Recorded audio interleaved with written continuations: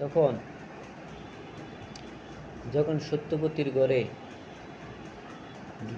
দুজন পুত্র সন্তান লাভ করে, এই দুজন পুত্র সন্তান হয়েছে বিচিত্রবীর্য চিত্রাঙ্গ। তখন তাদেরকে সত্যবতী বিবাহ করা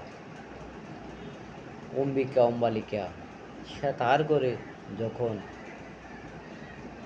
তাকে তখন হঠাৎ করে একদিন আপনার বিচিত্রবীর্য চিত্রাঙ্গ মারা যায়। যখন মারা যায় তখন কি করবে? এখন এই রাজ্য কে ধরবে? এই রাজ্য ধরার তো কোনো লোক নাই। তখনই তৎক্ষণিক চিন্তা করে যে ঋষির তপস্যার দ্বারা তাদের সন্তান লাভ করবে। তখন ঋষিকে ডাক দিল। ঋষিকে ডাক দেওয়ার পরে বিচিত্রবীর্য চিত্রাঙ্গ যখন মারা যায়, যে আমি কি করব, এদের রাজ্য কে ধরে রাখবে? কারণ গঙ্গাপুত্র ভীষ্ম স্বয়ং তিনি এই রাজ্য অভিষেক তখনই দিয়ে দিয়েছে, এখন তো আর সে রাজ্যের দায়িত্ব নেবে না।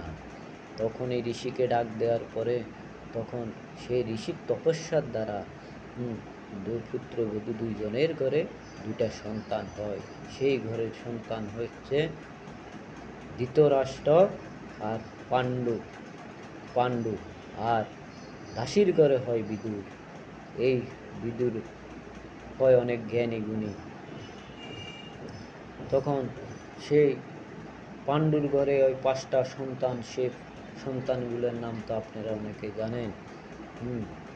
যুধিষ্ঠির, ভীম, অর্জুন, নকুল, সহদেব। আর ধৃতরাষ্ট্রের ঘরে জন্ম নেয় দুর্যোধন।